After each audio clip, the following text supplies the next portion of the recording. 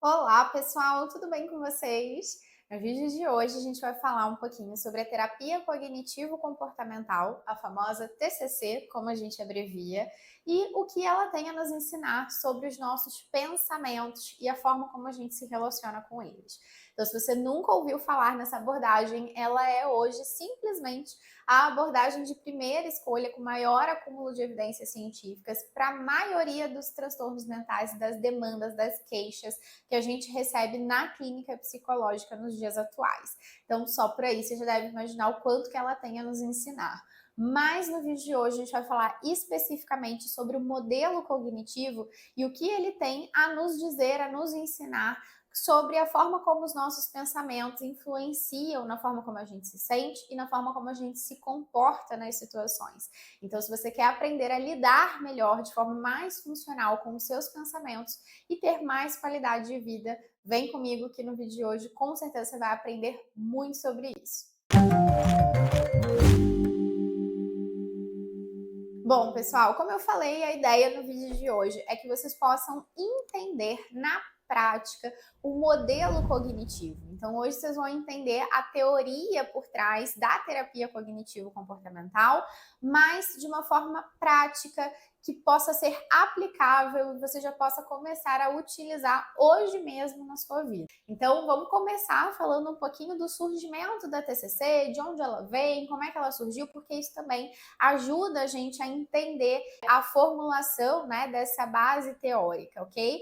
Então, basicamente, a TCC, ela surgiu num momento onde a gente ainda tinha ali um predomínio muito grande da psicanálise, né, da prática psicanalítica, e do outro lado também uma prática muito focada no comportamento, que ali a gente chamava de behaviorismo, ou ali do surgimento da análise do comportamento, que foi importantíssima para que a gente pudesse galgar aí um lugar de ciência, né, na psicologia, que até então era vista muito como algo muito subjetivo e que por cuidar da subjetividade humana e de temáticas muito subjetivas, seria impossível a gente mensurar estatisticamente, com dados científicos, etc., a melhora clínica dos pacientes, como se fazia em outras áreas da ciência. Mas o behaviorismo, né, a análise do comportamento, foi fundamental para que a gente pudesse avançar nesse aspecto mais experimental da psicologia, visto que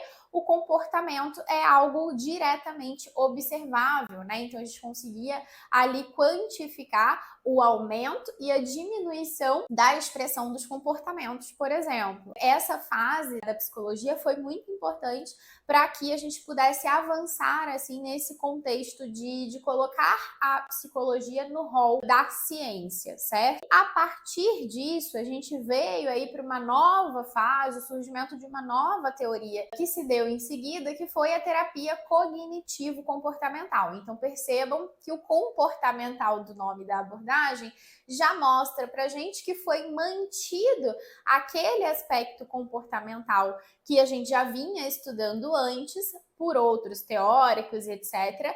E adicionou-se aí também algo inovador até então, que era esse olhar para os aspectos cognitivos, para os pensamentos, para as associações, para as percepções, memória e etc. Tudo que engloba o aspecto da cognição, que até então não vinha sendo olhada tão de perto. E como que se deu essa mudança? Como que surgiu esse cognitivismo no cenário da psicologia? Então, basicamente, a gente tem ali a figura, né, importantíssima do Aaron Beck, que é o criador da terapia cognitivo-comportamental e que começou a postular essa teoria a partir de observações ali na sua própria prática clínica. Então, o Aaron Beck, ele atuava até então como psicanalista e ele tratava ali de pacientes deprimidos, né? E ele começou a observar na sua prática diária que os seus pacientes deprimidos, eles tinham um padrão de pensamento. Então ele começou a observar que esses padrões eles se repetiam na vida de vários pacientes. As falas que os pacientes traziam refletiam conteúdos dos seus pensamentos, das suas associações, das suas interpretações sobre as situações cotidianas, sobre os eventos, e normalmente essas cognições que apareciam junto ali com os sintomas depressivos, elas tinham como características serem, no geral, cognições mais negativas, mais ruminativas, sobre si mesmos, sobre as outras pessoas, sobre as relações, sobre o seu futuro. As expectativas de futuro eram sempre muito negativas. Tudo que hoje a gente sabe, né, ser muito característico da depressão, o processo de deprimir ali o humor que afeta as nossas cognições, mas que para a época era uma visão totalmente nova, né? E o Aaron Beck, ele conseguiu ali, identificando esse padrão que se repetia entre os seus pacientes, formular, começar ali a experimentar alguma intervenção para isso. E a intervenção dele começou a consistir em reestruturar os pensamentos desses pacientes, em reestruturar esses pensamentos que eles iam trazendo ali nas sessões. Então, a partir dessa reestruturação, a partir dessa modificação de pensamento, o Aaron Beck, ele percebeu que isso se refletia diretamente numa melhora do humor dos pacientes. Então, ao contrário do que ele vinha fazendo até então, que não estava, ele não sentia que estava surtindo o efeito esperado, ele começou a perceber que essa modificação de pensamentos refletia uma melhora significativa do humor dos pacientes e do seu quadro clínico de modo geral. Então, a partir dessas observações, o Aaron Beck, ele postulou o que hoje a gente conhece como a terapia cognitivo-comportamental e o modelo teórico, né, que a gente conhece aí como modelo cognitivo. Percebe que, como eu falei, ainda se manteve o aspecto comportamental, que é importantíssimo na TCC. A gente sabe que uma das principais intervenções, por exemplo, para a depressão, em todos os protocolos de tratamento, é a ativação comportamental, por exemplo, onde a gente trabalha ali também a emissão de alguns comportamentos por parte dos pacientes que tem um reflexo também na melhora do humor, mas ele identificou que só isso não era suficiente, né? Que havia um aspecto cognitivo ali que também precisava ser trabalhado. Eu não preciso nem dizer, né, que isso foi evoluindo ao longo dos anos e esse modelo cognitivo, ele foi sendo replicado para o tratamento de várias outras queixas e várias outras demandas de diversos pacientes. Então, hoje, a terapia cognitivo-comportamental, ela é a abordagem de primeira escolha para muitos transtornos, para muitas queixas. Então, quando a gente pensa assim, qual que é a abordagem que trata a maior quantidade de demandas, a resposta é, sem dúvidas, a TCC. Ao longo dos anos, manteve-se essa tradição que começou lá com o behaviorismo de ter um caráter mais experimental, de continuar testando as intervenções, mensurando, né, a melhora clínica dos pacientes. Então, tem um aspecto ainda científico muito forte. Hoje, quando a gente vai pensar, por exemplo, o que a gente usa para tratar transtornos de ansiedade, TCC, o que a gente usa para tratar transtornos de humor, né, seja um humor, por exemplo, uma depressão ou um transtorno afetivo bipolar, é a TCC, TDAH, TOC, enfim. A maioria dos transtornos que a gente trata na clínica hoje são tratados, né, com abordagem de primeira escolha ali na TCC. Então, é uma abordagem realmente muito eficaz para uma diversidade de demandas que a gente precisa tratar na clínica. Dada essa introdução, vamos entender na prática o que é esse modelo cognitivo, afinal de contas, o que ele propõe. Então, basicamente, o Aaron Beck, ele postulou que as nossas reações, sejam elas emocionais, comportamentais, fisiológicas, elas são influenciadas fortemente pela forma como a gente pensa e interpreta os acontecimentos ao nosso redor, sejam acontecimentos mais internos ou externos a nós. Quando a gente para pensar o porquê que a gente se sente como se sente, por que a gente se comporta como a gente se comporta, o mais próximo que a gente chega de uma resposta, segundo o modelo cognitivo, é se perguntar o que está passando pela nossa cabeça, quais são os nossos pensamentos e interpretações sobre as situações.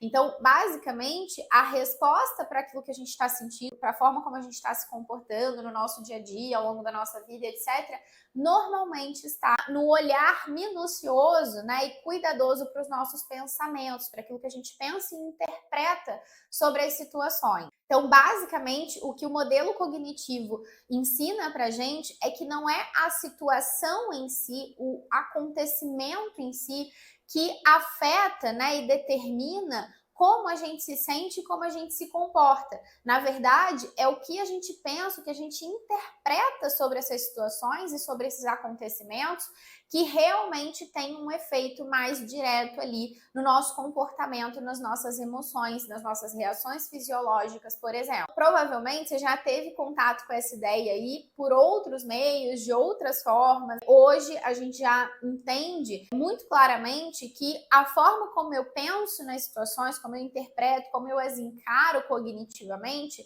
afeta muito a minha forma de me sentir, de me comportar naquela situação. Saiba que você já entrou em contato com isso em algum momento, isso vem lá da base da TCC, e claro, a gente já tinha também filósofos que falavam já um pouco mais sobre esse aspecto, muito antes, inclusive, do Aaron Beck, mas dentro, assim, de uma intervenção, né, disso virar realmente um tratamento, a TCC foi realmente a responsável aí por tornar isso parte da nossa prática clínica e parte da intervenção que proporciona essa melhora para os nossos pacientes. Mas vamos colocar isso num aspecto mais prático para vocês entenderem como isso funciona no nosso dia a dia.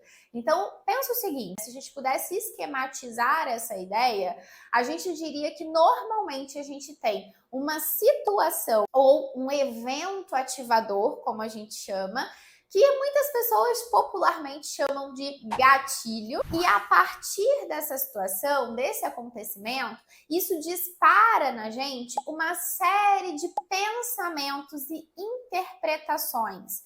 Então, eu penso, interpreto, crio associações, julgamentos, interpretações sobre aquele acontecimento.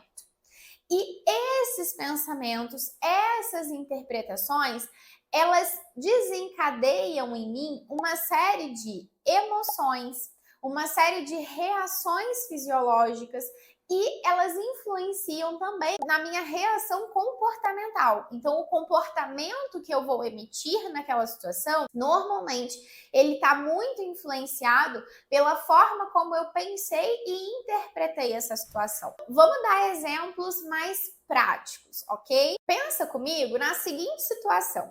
A gente tem uma pessoa que saiu para dar uma caminhada no parque, etc. E ali ela viu as pessoas brincando, né? Criança correndo, gente interagindo. E aí ela vê um casal de mão dada, se beijando, né? Feliz, sorrindo. Isso lembra essa pessoa de que ela acabou de terminar um relacionamento. Então, a situação está dada. A situação é essa: sair para dar uma caminhada no parque e ver um casal se beijando, por exemplo. E aí, isso dispara nessa pessoa alguns pensamentos e interpretações, que a gente chama de pensamentos automáticos. E a gente já vai dizer daqui a pouquinho por que a gente chama eles assim. Então, essa pessoa começa a ter pensamentos automáticos a partir dessa situação que ela visualizou ali, que é, por exemplo, nossa, tá todo mundo feliz menos eu. Eu acho que eu vou ficar sozinha para sempre. Nunca mais eu vou ter ninguém. A vida não tem mais graça, eu não vejo mais graça nas coisas sem essa pessoa. Acho que eu nunca mais vou ser feliz de novo. E por aí vai. Situação, tá no parque, caminhando e vê um casal se beijando, ok? Interpretações, pensamentos automáticos que eu tive sobre isso, todos esses que eu relatei aqui. E aí percebe que se eu tô pensando que nunca mais eu vou ser feliz, que eu vou ficar sozinha para sempre, que a minha vida daqui para frente nunca mais as coisas vão ter graça e etc., surge dali uma reação emocional. Essa reação emocional pode ser, por exemplo, tristeza, né? Eu fico triste, eu me sinto frustrada e etc, certo? Essa tristeza, às vezes ela vem, óbvio, né? Eu tô falando aqui de uma emoção, mas podem ser várias emoções. Essa tristeza pode vir acompanhada também de um pouco de ansiedade, de uma série de coisas, tá? Mas vamos simplificar por hora. Então, essa tristeza, ela me faz ter algumas reações fisiológicas. Então, essa reação emocional, ela vai se expressar, por exemplo, no meu corpo, através de um aperto no peito, aquela sensação de angústia, de bolo na garganta, uma vontade de chorar. Isso são o quê? Reações fisiológicas que surgiram a partir dessa tristeza, que surgiu a partir dos meus pensamentos. E aí, o que essa pessoa faz nessa situação? Por exemplo, ela pode ir embora do parque, ela vai embora do parque, ela chega em casa, ela chora, ela se isola no quarto, ela fica ali trancada o dia inteiro, recusa convite das amigas para sair à noite, não quer falar com ninguém. Isso é o quê? Um comportamento. Ir para casa, chorar, se isolar no quarto, recusar um convite para sair à noite, tudo isso são comportamentos. Agora, o que eu quero que vocês observem aqui? Percebe como que essas emoções, essas reações fisiológicas, esses comportamentos que essa pessoa teve a partir dessa situação, elas estão intimamente ligadas com a forma como ela pensou e interpretou a situação. Outra pessoa nessa situação que estivesse só dando uma caminhada no parque, ia ver um casal se beijando e não ia achar nada específico sobre isso. Ou nem ia ver o casal se beijando, né? Não ia nem notar que tinha um casal se beijando e etc. Mas para essa pessoa, essa situação foi um evento desencadeante que despertou uma série de pensamentos e interpretações e culminou nesse cenário que a gente falou aqui. Vamos pegar um outro exemplo de outro contexto totalmente diferente. Vamos parar para pensar que a gente tem uma pessoa que está ali diante de uma atividade acadêmica, profissional, nova, diferente, uma matéria que ele nunca estudou e por aí vai. Essa é a situação, me defrontar, me deparar, parar para estudar uma matéria nova, um conteúdo novo que eu nunca tive contato antes. Diante dessa situação, percebe que a princípio é uma situação neutra, uma situação normal, não tem nada demais nessa situação. Mas essa pessoa em específico, ao começar essa tarefa, isso foi um evento ativador para ela. Ela começou a ter pensamentos, por exemplo, nossa, isso é muito difícil, eu não vou conseguir fazer isso, acho que eu nunca vou aprender essa matéria, meu Deus, como eu sou burro, se eu não consigo nem aprender a matéria que eu preciso, que dirá me formar e ser um bom profissional, eu nunca vou conseguir ter uma carreira promissora. Seria melhor eu trancar o meu curso. Eu acho que eu não vou conseguir mesmo, vou chegar lá na frente e vou me frustrar, não vai dar em nada, não vou conseguir. Então percebe que uma série de pensamentos começam a pipocar ali na cabeça dessa pessoa a partir dessa situação aparentemente neutra. E aí, o que isso gera? O que essa interpretação faz com que venha a seguir? Então, eu tive uma situação, eu tive vários pensamentos sobre ela e a partir desses pensamentos me bateu uma sensação de ansiedade, uma angústia crescente, né? Uma ansiedade grande, uma certa tristeza também. Essas são as minhas reações emocionais a partir dessas interpretações. A partir dessa sensação, eu começo a sentir uma palpitação no peito, eu começo a me sentir um pouco trêmulo. Essas são reações fisiológicas condizentes com as minhas interpretações e com as emoções que isso me despertou. E aí, o que eu faço?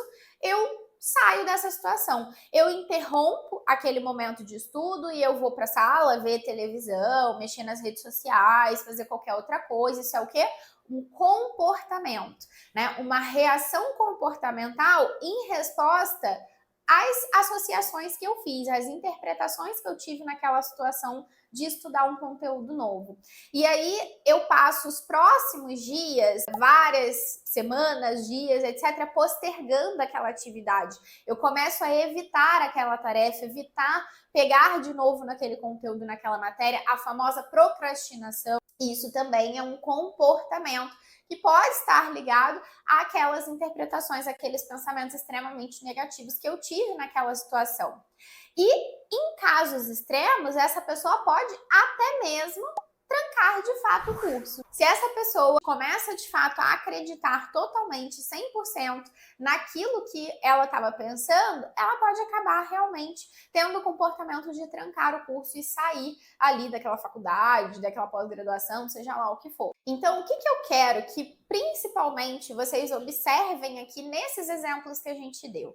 Eu quero que vocês notem como que o comportamento e as emoções dessas pessoas que eu citei aqui fazem total sentido a partir dos pensamentos e interpretações que elas tiveram. Os comportamentos e as emoções delas nessas situações foram muito condizentes com aquilo que elas estavam pensando. E aí é que vem um outro aprendizado, uma outra ideia da terapia cognitivo-comportamental que eu queria que vocês aprendessem aqui. Existe uma frase muito célebre na terapia cognitivo-comportamental que diz que o comportamento das pessoas sempre é compreensível quando você sabe o que elas estão pensando. Então, as reações das pessoas, às vezes, podem não parecer fazer muito sentido para quem olha de fora. Podem parecer estranhas, né? Pouco compreensíveis. Mas por que essa pessoa se comporta assim? Mas por que essa pessoa se sente dessa maneira? As reações das pessoas, para que a gente consiga compreendê-las, a gente precisa compreender o que essas pessoas estão pensando. Essa é a base da terapia cognitivo-comportamental. Então, as reações das pessoas sempre são mais compreensíveis depois que a gente descobre o que está passando pela cabeça delas, o que elas estão pensando e interpretando. Mas qual que é o problema disso? Qual que é a principal barreira aqui? É que normalmente a gente não sabe o que a gente está pensando. Por quê? Porque esses pensamentos, essas interpretações são o que a terapia cognitivo-comportamental chama de pensamentos automáticos. E como o próprio nome sugere, esses pensamentos, eles são automáticos, involuntários, ou seja, eles surgem na nossa mente independente do nosso querer, da nossa vontade, eles simplesmente surgem. E mais do que involuntários, eles são também rápidos, instantâneos. E muitas vezes a gente não tem tempo de se dar conta deles, a gente nem percebe que eles estão ali. Eu só percebo que eu me comportei de uma determinada maneira e que aquilo de repente me gerou um prejuízo, etc. Ou eu percebo que eu me senti ansioso, triste. Muitas vezes eu nem sei o porquê, eu não sei nem o porquê que aquilo está acontecendo. Eu não faço ideia que ali por trás existem uma série de pensamentos automáticos dos quais eu não criei consciência. Quando eu atendia crianças, eu fazia uma analogia que era o pensamento pipoquinha. Então eu falava para os meus pacientinhos assim, olha, sabe aquele pensamento pipoquinha? Pipoca quando tá estourando na panela, que estoura um monte de pipoca ao mesmo tempo, e é pipoca daqui, pipoca de lá, e a gente não sabe exatamente qual milho estourou, a gente só sabe que tá pipocando um monte de pensamento. E esses pensamentos, eles começam a pipocar muito rápido na nossa cabeça, e muitas vezes a gente nem percebe a presença deles. E quando eventualmente a gente percebe, a gente nem questiona, a gente nem coloca eles à prova, a gente toma eles muitas vezes como uma verdade absoluta. Por exemplo, a pessoa lá no parque que teve o pensamento de que ela vai ficar sozinha para sempre, talvez em algum momento ela até conscientizou ligeiramente que aquele pensamento estava ali, eu vou ficar sozinha para sempre. Mas ela nem questionou isso. E será que eu vou ficar sozinha para sempre mesmo? Que evidências eu tenho de que isso é uma verdade? A gente nem para pensar. A gente acaba engolindo esses pensamentos como se eles fossem verdades absolutas. Então, para pensar que se a gente pegasse, por exemplo, essa situação, né, onde essa pessoa pensou que ela vai ficar sozinha para sempre, que ela nunca mais vai ter ninguém, etc. Se ela começasse a olhar para a história de vida dela, para os fatos, para a realidade, porque uma das coisas que a gente sempre fala na TCC é que pensamentos e emoções não são fatos. Pensamentos são apenas pensamentos, emoções são apenas emoções. Eles não são necessariamente uma previsão válida de futuro ou uma perspectiva acurada das situações. Eles são os meus pensamentos e interpretações. Eles não são fatos sobre a situação, mas normalmente é dessa forma que a gente toma eles, como se eles fossem fatos, como se eles fossem verdades absolutas. Se a pessoa que pensou que vai ficar sozinha para sempre, por exemplo, ela começasse a checar as evidências, checar os fatos, não o meu pensamento, mas os fatos.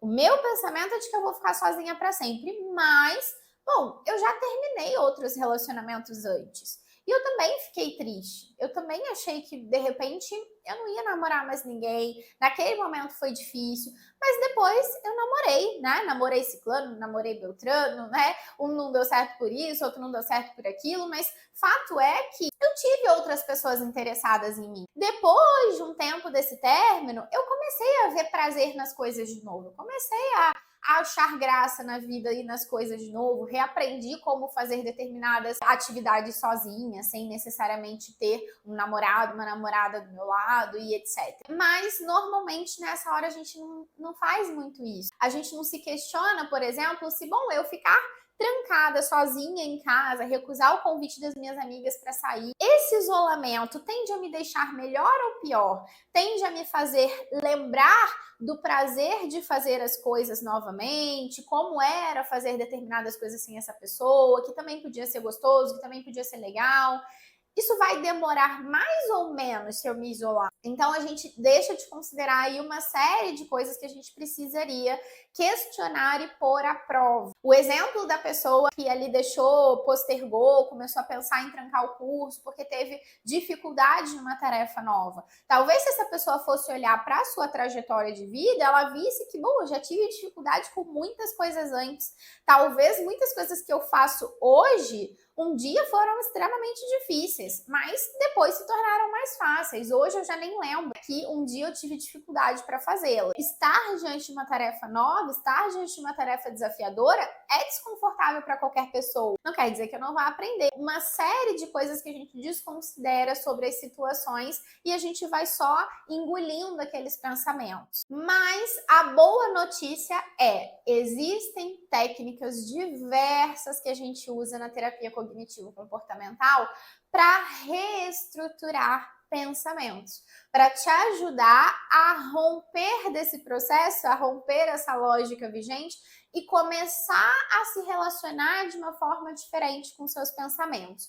Então, o primeiro passo para isso é a gente conseguir identificar esses pensamentos. Eu falo que isso deveria ser ensinado pra gente desde o jardim de infância, né? A gente passa uma vida inteira sem aprender sobre isso, sem olhar para isso, sem identificar os nossos pensamentos, nomear as nossas emoções. Óbvio, isso torna muito difícil depois, né? A gente simplesmente criar essas habilidades do nada. Então, uma das coisas que a terapia cognitivo-comportamental, ao meu ver, mais tem a agregar é o ensino dessa habilidade para os pacientes de identificar, questionar, reestruturar os seus pensamentos. E para isso a gente tem uma infinidade de técnicas que a gente utiliza. Nesse vídeo agora de hoje, eu vou te ensinar algumas delas que você já pode começar a utilizar hoje mesmo aí na sua vida, mesmo que você ainda não esteja em terapia, mesmo sem a ajuda de um terapeuta, você sozinho já consegue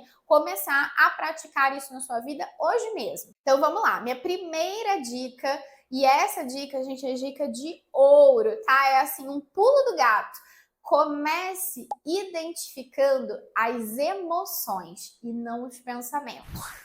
Por que eu estou dizendo isso? Porque esse é um erro muito comum da maioria dos pacientes que estão iniciando na TCC ou, inclusive, dos terapeutas iniciantes na abordagem. Já quebrei muita cabeça com isso no início da minha prática clínica, tá, gente? Que é a gente querer seguir aquele esqueminha da TCC bonitinho, né? Então, situação, gerando pensamento, gerando emoção, gerando comportamento e querer seguir essa ordem. Só que é muito mais difícil você começar identificando um pensamento, saber o que estava acontecendo ali, o que estava pensando, etc. O que a gente identifica primeiro é a emoção. Pode reparar que nas situações, o que normalmente você observa primeiro, o que você sente primeiro? É a emoção, não é o pensamento. O pensamento você não conscientizou ainda, mas a emoção já tá ali. Eu comecei a me sentir mais triste, de repente eu me senti mais ansioso, de repente me veio, né, uma sensação meio esquisita. Isso é mais fácil de identificar, isso salta aos olhos primeiro. Então, minha primeira dica é: comece a observar essas alterações emocionais. Todas as vezes que você identificar uma alteração a nível emocional, uma modificação no seu humor, na forma como você está se sentindo, Aí você começa o seu exercício. Então você vai olhar para essa emoção, você vai tentar nomear ela. O que eu tô sentindo? Tô me sentindo ansioso, tô me sentindo triste, tô me sentindo com raiva, seja lá o que for que eu estou sentindo nessa situação. Identificou a emoção? Aí a gente vai para a nossa segunda dica. A partir desse momento, a partir dessa emoção, você vai se perguntar: o que está passando pela minha cabeça agora, nesse momento? Então, essa é uma pergunta que ajuda a gente a identificar os nossos pensamentos. Então, eu já entendi que eu tô triste, eu já entendi que eu tô ansioso, eu já entendi que eu tô com raiva, seja lá com que emoção for. Mas o que eu tô pensando nesse momento? O que tá passando pela minha cabeça agora? Será que esses pensamentos não têm a ver com o que eu estou sentindo? Deixa eu tentar identificar aqui o que eu estou pensando e interpretando. Se essa situação já tiver passado, então nem sempre a gente tem tempo de fazer esse exercício na hora. Estava no meio de uma reunião, estava no trabalho, estava numa roda de amigos, etc. Eu posso fazer esse exercício depois. Então, nossa, eu notei que aquela hora eu estava me sentindo meio triste e tal. E aí você vai adaptar um pouquinho essa pergunta, né? E você vai se perguntar: o que estava passando pela minha cabeça quando eu comecei a me sentir assim? Qual que era a situação? O que estava rolando? Então, essa é a minha segunda dica. E aí a gente vai para a nossa terceira dica. Identifiquei a minha emoção, identifiquei o que eu estava pensando. Então, por exemplo, vamos supor que eu identifiquei um pensamento de que eu acho que eu vou ser demitido. Ok? Esse foi o meu pensamento. Aí agora eu vou aplicar a terceira dica, que é checar as evidências. Ok, eu entendi que eu fiquei ansioso, por exemplo, porque eu estava pensando que eu vou ser demitido. Eu acho que eu vou ser demitido. Ok, percebe que é natural, é condizente eu me sentir ansioso se eu tô achando que eu vou ser demitido. A menos que eu queira ser demitido, né? Se eu realmente preciso do emprego, eu quero ficar aqui, eu não quero ser demitido, óbvio que eu vou me sentir ansioso se eu tiver esse pensamento. Mas quais são as evidências de que esse pensamento é verdadeiro ou de que talvez esse pensamento não seja tão verdadeiro assim? Então eu vou começar a checar os fatos, porque o meu pensamento, ele não é um fato, ele é apenas um pensamento. Então eu preciso me ater aos fatos, às evidências. Então vamos supor que essa pessoa, por exemplo, tem como uma evidência a favor desse pensamento de que ela vai ser demitida, que ela recebeu uma crítica a um projeto no trabalho. Então, eu entreguei um projeto e o meu projeto sofreu críticas, né? Me pediram para alterar, me pediram para refazer, para reformular, disseram que não ficou 100% bom. Essa é uma evidência que pesa a favor do meu pensamento de que eu vou ser demitido. Ok, essa é a evidência a favor. E quais são as evidências contrárias a esse pensamento? Então, eu posso identificar, por exemplo, que, bom, mas outras pessoas, outros colegas de trabalho que atuam ali comigo também já receberam críticas nos seus projetos em algum momento. E nem por isso eles foram demitidos. Não necessariamente as críticas que eles receberam culminaram numa demissão. Então, percebe? Comecei a checar as evidências a favor e contrárias ao meu pensamento de que eu vou ser demitido. Então, nessa fase, você vai listar, eu estou listando aqui 2 exemplos, tá, gente? Um de cada, mas você vai listar todas as evidências que você puder. Todas as evidências a favor, todas as evidências em contrário, ok? Agora, é se ater aos fatos, às evidências. Não é o que eu acho, o que eu sinto, o que eu penso. Se atenha aos fatos. Dica número 4, para você reestruturar esses pensamentos. Existe alguma forma alternativa de enxergar essa situação? Então, essa é a pergunta que você vai se fazer. Tem alguma coisa aqui que eu não estou considerando? Existe uma outra forma de ver essa situação? Então, por exemplo, eu acho que eu vou ser demitido porque eu recebi uma crítica em relação ao meu projeto. Mas, não sei, eu acho que talvez uma forma alternativa de enxergar essa situação é que, bom, se eles quisessem realmente me demitir, eles poderiam simplesmente ter me demitido. Mas se eles fizeram críticas, talvez é porque, sei lá, eles ainda esperam alguma coisa de mim, eles ainda esperam que eu seja capaz de consertar, de entregar algo melhor. Essa pode ser uma visão alternativa da situação. Se eles fizeram críticas, isso significa que eles ainda esperam alguma coisa de mim. Do contrário, eles poderiam ter simplesmente já me demitido. Essa é uma visão alternativa, concorda? Então, essa é a minha dica número 4. Se pergunte, nessa situação aí que tá te angustiando, que tá te gerando esses pensamentos, essas emoções, existe uma forma alternativa de enxergar essa situação? Se tiver, conscientize isso, porque isso é muito importante para ter uma visão mais realística da situação. Quinta dica, você vai tentar analisar, né, e se perguntar qual que é a pior coisa que poderia acontecer nessa situação. Você também vai avaliar qual que seria a melhor coisa que poderia acontecer nessa situação. E a partir desses extremos, então, o que poderia acontecer de melhor e o que poderia acontecer de pior, você vai se perguntar, tentar fazer uma média de qual que seria, então, a visão, o cenário, o desfecho mais realista para essa situação. Então, por exemplo, nesse caso que a gente estava falando aqui, que eu acho que eu vou ser demitido e tudo mais. Bom, a pior coisa que poderia acontecer na situação, eu já sei, né? Era eu chegar amanhã lá no meu trabalho e realmente ser demitido.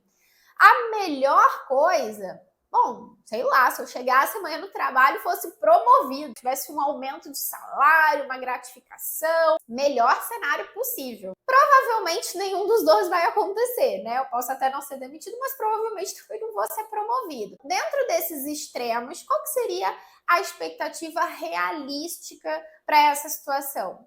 Bom, provavelmente eu vou chegar lá amanhã, vou corrigir meu projeto, vou entregar e vai ser mais um dia normal de trabalho. Não vai acontecer nada de muito ruim, mas também não vai acontecer nada de muito bom. Essa é uma visão realística, certo? Então percebe, gente, que aqui a gente não tá querendo florear as coisas, né? Viver no fantástico mundo de Bob, dizer que tudo vai ser maravilhoso, tudo vai sair perfeitamente bem. A gente está tentando ter uma visão realística. Eu não preciso, né, extrapolar para o extremo do otimismo, descolado da realidade, mas eu também não preciso estar sempre atuando e trabalhando no extremo do pessimismo, de uma visão que às vezes também não é realística. Dica número 6. Muitas vezes a gente já checou as evidências, a gente avaliou cenários alternativos, enfim.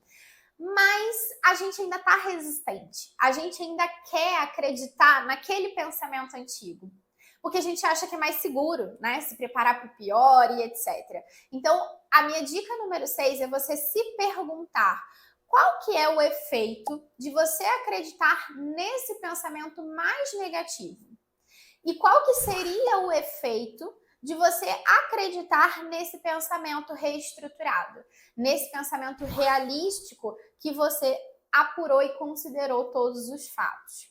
Porque às vezes a gente já entendeu que o nosso pensamento ele tá meio catastrófico e etc, mas a gente quer acreditar nele. E aí, essa pergunta, eu acho que ela ajuda a gente a avaliar custos e benefícios. Se, por exemplo, eu escolho continuar acreditando no meu pensamento distorcido, catastrófico e etc., mesmo depois de checar todas essas evidências, provavelmente isso vai ter um efeito negativo sobre mim. Eu vou continuar me sentindo ansioso, eu vou me sentir meio frustrado, meio inquieto, eu vou ficar muito preocupado e eu tenho grande chance de fazer um trabalho pior quando eu tô me sentindo assim. Então, se eu quero fazer um bom trabalho, etc., talvez isso não seja um bom caminho, porque o efeito de acreditar nesses pensamentos provavelmente vai fazer o meu desempenho cair ainda mais. Isso vai ter um efeito. Agora, se eu acredito no meu pensamento reestruturado e tento me apegar a ele, provavelmente isso também vai ter um efeito. Eu não vou ficar me sentindo maravilhoso do dia para a noite, de uma hora para outra,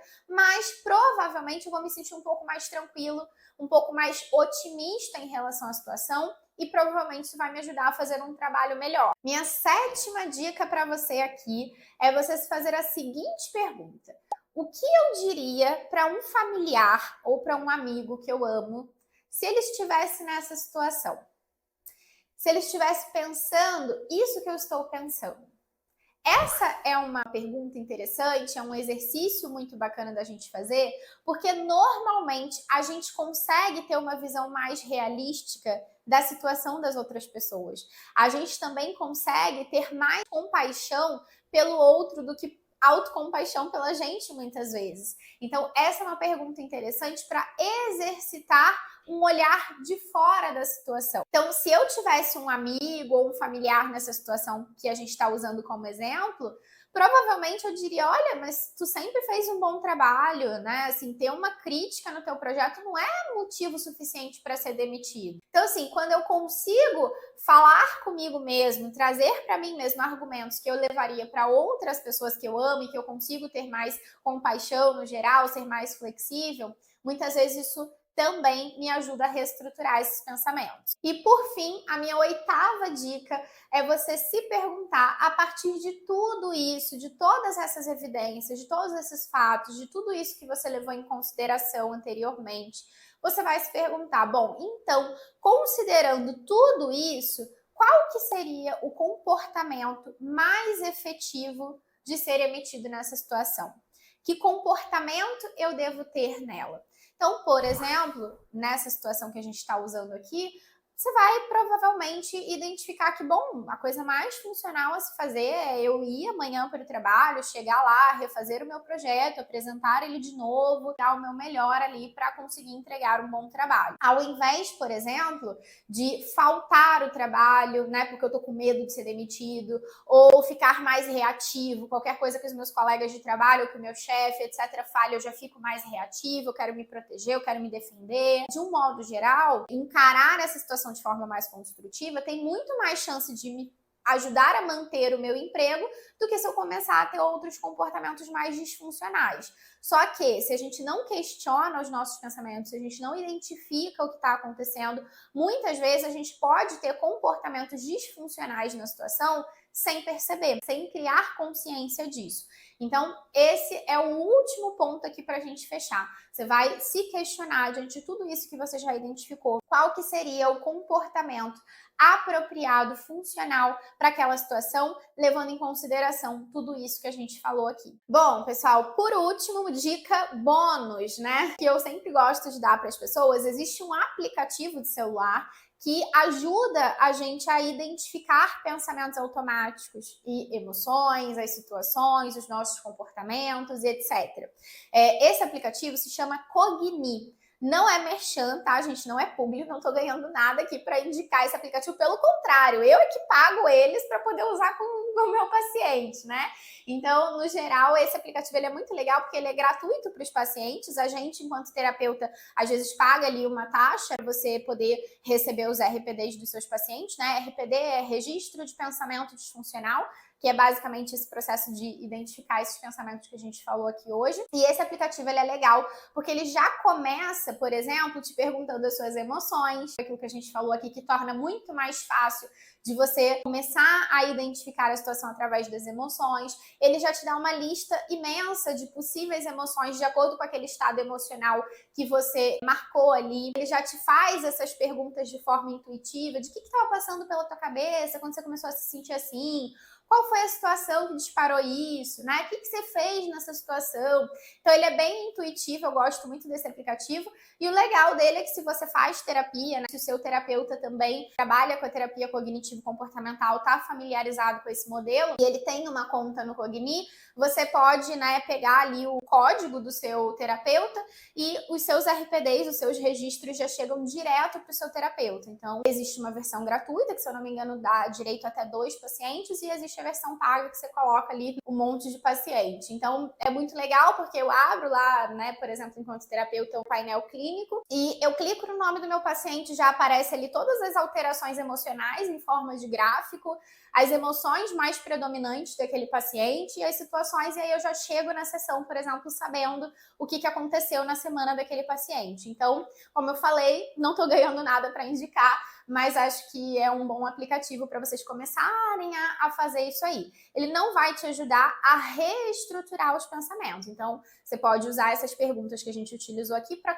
reestruturar os pensamentos, mas ele vai te ajudar a identificar, pelo menos, e aí, identificando, você consegue reestruturá-los, ok? Bom, gente, então esse é o resumo, né, do nosso vídeo de hoje.